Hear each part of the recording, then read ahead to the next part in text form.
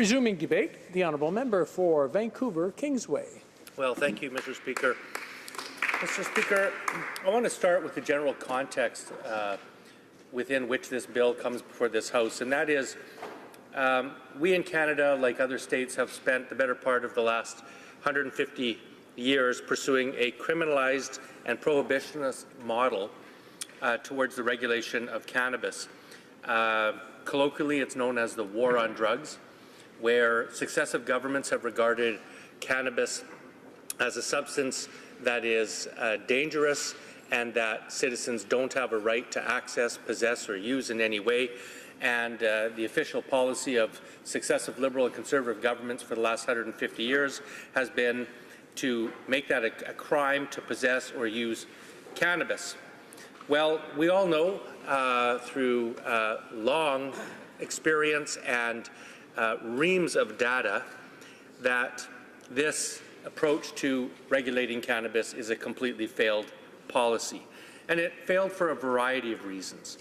First, some people believe that what folks choose to ingest is fundamentally an individual decision. As long as it doesn't affect others, that the state really doesn't have a right to tell a citizen what or what not they should put in their body. Others believe that if it is a crime, it's a truly victimless crime. If someone chooses to smoke a joint on a Friday night, people have great difficulty regarding that in any way, shape, or form as a crime. Canadians can legally ingest alcohol or tobacco, both substances that overwhelmingly, demonstrably, have more serious adverse health effects when compared to cannabis. And most people have long believed it is an unacceptable contradiction to allow the state to criminalize cannabis while leaving these other substances, carcinogens, and substances that, when used exactly as directed, can cause death. I want to pause for a moment and tell you one of the most stark moments of testimony when we were studying this bill in committee was when a person said you can walk into a liquor store and walk out with a 26-ounce bottle of liquor, and there's enough liquor in that bottle to kill you, to kill a child. And we all know, I don't think I have to tell any member in this House, remind them what the effects of tobacco are, which is a carcinogen that kills Canadians unacceptably every year. The other thing, of course, I think that lies behind this context is that almost every harm, I would argue every harm, associated with illegal drug use stems from the criminalization of the drug use, not the drug itself. And that's because people that choose to smoke a joint on a Friday night or have a drink of scotch on a Saturday night or share a bottle of wine do not feel that that's inherently a criminal act. But there are problems associated with those substances because they are serious substances that have mind-altering properties. So obviously, regulation of these substances is in order. But when there is a problem where people have problem usage with cannabis and other substances like that, we and the New Democrats don't see that as a criminal justice issue. We see that as a social justice issue. So when we see a person with a drug problem, we see a health issue or an addictions issue or a poverty issue. We do not see a criminal issue.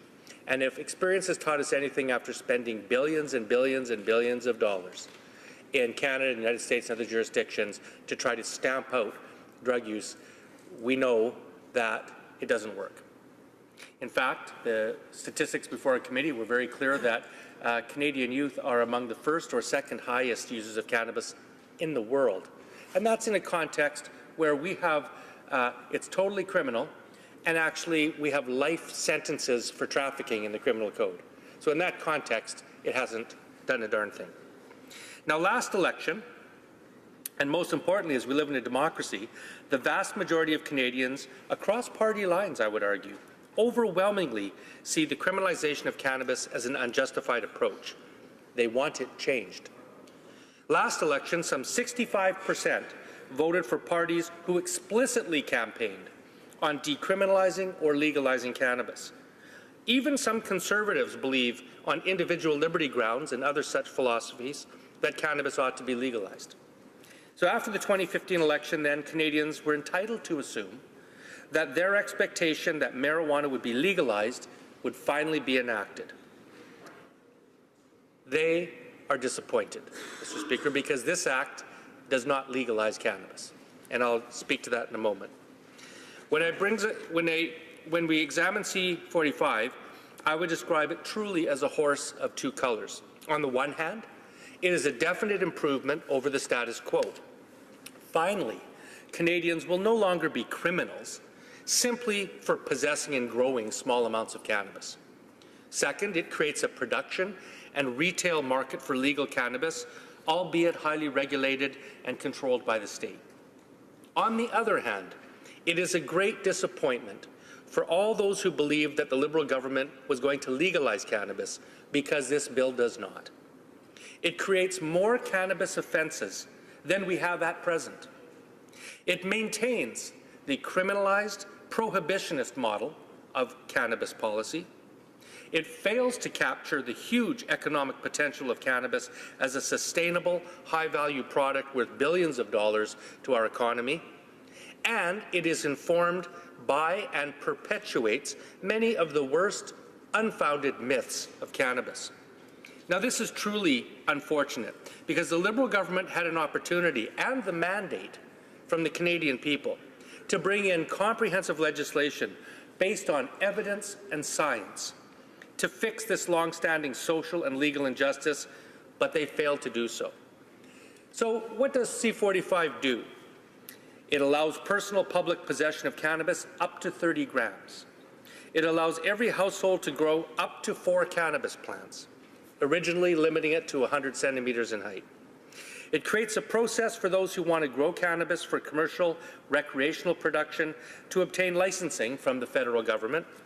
And it sets the legal age for possessing cannabis at a minimum age of 18 years. And it delegates to the provinces the ability to design the retail distribution model they want to apply in their particular jurisdiction. What this bill does not do, Mr. Speaker, is it fails to eliminate criminal penalties for a host of offences, with many subjecting Canadians up to a maximum 14 years imprisonment. It continues to make edibles and contraband illegal, in stark contradiction to the recommendations of the McClellan Report and the purpose of the bill, which is explicitly to bring production of cannabis products outside of the black market into the licit world. It prohibits the importing and exporting of recreational cannabis products, and it perpetuates the discriminatory application of criminalized cannabis laws to the most marginalized Canadians, including poor, racialized, Indigenous, and young people. Finally, it fails to deal with pardons for the hundreds of thousands of Canadians who bear convictions for simple possession offences, which, as the Liberal government acknowledges, has devastating consequences for Canadians, employment-wise, travel-wise, socially, economically. Now, the NDP believes strongly in legalization of cannabis. In fact, no party in this House has the record of consistency on this issue that the NDP has, working since the 1970s to decriminalize cannabis use in Canada.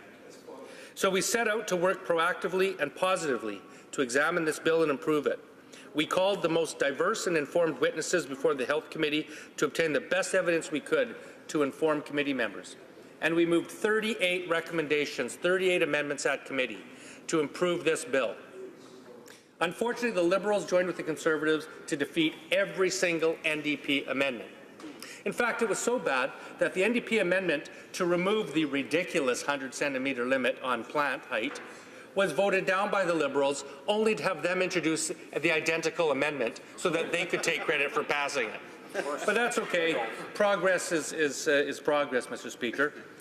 They rejected the NDP amendments to actually add pardons to this bill, and it was ruled outside the scope of the bill. Now, Mr. Speaker, can you imagine groundbreaking cannabis legislation in this country to change 100 years of criminal approach to cannabis, and the Liberals forgot to put into the bill any provision that would allow Canadians with simple possession records to actually have at least a streamlined approach to obtain a pardon after this bill becomes law.